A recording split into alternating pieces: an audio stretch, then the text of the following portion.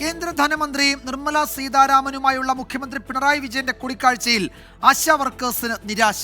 ആശാ വർക്കേഴ്സിന്റെ പ്രശ്നങ്ങൾ കേന്ദ്ര ധനമന്ത്രി അറിയിക്കാത്തതിൽ മുഖ്യമന്ത്രിയെ വിമർശിക്കുകയാണ് സമരക്കാർ. അതിനിടെ സെക്രട്ടേറിയറ്റിന് മുന്നിൽ ആശാ വർക്കേഴ്സിന്റെ സമരപ്പന്തലിലേക്ക് കേന്ദ്രമന്ത്രി സുരേഷ് ഗോപി ഇന്ന് വീണ്ടും എത്തി. ഇവര് നമ്മളെ കുറിച്ചൊന്നും സംസാരിക്കില്ല, അവർ മറന്ന ഒരു വിഷയമാണ്. അവരെന്തായാലും സംസാരിച്ചെങ്കിലും ഒരു അധികമായി പോയേനെ. ഡൽഹിയിലെ കൂടിക്കാഴ്ചയിൽ കടുത്ത നിരാശയാണ് ആശാ വർക്കേഴ്സ് പങ്കുവയ്ക്കുന്നത്.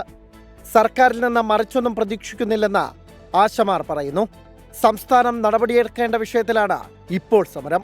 കേന്ദ്രവും സംസ്ഥാനവും തമ്മിലുള്ള പണമിടപാടിൽ ആശാവർക്കർമാർക്ക് യാതൊരു റോളും ഇല്ല. അതിനകത്ത് സ്റ്റേറ്റ് ഗവൺമെന്റിനോട് ആവശ്യപ്പെടുന്നത് ഈ 232 രൂപയ്ക്ക് കേരളത്തിൽ നമുക്ക് ജീവിക്കാൻ കഴിയില്ല. വർദ്ധിപ്പിച്ചേരണമെന്ന് സംസ്ഥാന സർക്കാരിനോടാണ് ആവശ്യപ്പെട്ടത്. സംസ്ഥാന സർക്കാരാണ് അത് തീരുമാനിക്കേണ്ടത്. അവരൊരു തീരുമാനം എടുക്കുമെന്ന് തന്നെയാണ് ഞങ്ങൾ പ്രതീക്ഷിക്കുന്നത്. ആശാ വർക്കേഴ്സിന്റെ സമരവേദിയിലേക്ക് 4ാം തവണയും സുരേഷ് ഗോപി എത്തി. കാര്യങ്ങൾ കേന്ദ്രത്തെ അറിയിച്ചതിന്റെ നേരിയ ഫലം ഉണ്ടായിട്ടുണ്ടെന്ന് സുരേഷ് ഗോപി. ഞാൻ അവിടെ എന്താണോ ഇവരിൽ നിന്ന് മനസ്സിലാക്കിയത്, ഒരു രാഷ്ട്രീയ കലർപ്പുമില്ലാതെ അവിടെ എത്തിച്ചിട്ടുണ്ട്. അതിന്റെ ഫലം നേരിയ ലെവലിൽ കണ്ടു തുടങ്ങിയിട്ടുണ്ട്. കേരളത്തെ കേന്ദ്രം അവഗണിക്കുന്നു എന്നത് കള്ളപ്രചാരമെന്ന് BJP സംസ്ഥാന അധ്യക്ഷൻ K. സുരേന്ദ്രനും പറഞ്ഞു. അനിശ്ചിതകാല രാപ്പകൽ സമരം ഇന്ന് 31ാം ദിവസത്തിലാണ്. നാളെ സെക്രട്ടേറിയറ്റ് പടിക്കൽ സമരക്കാർ പ്രതിഷേധ പൊങ്കാലയിടും. 24 തിരുവനന്തപുരം.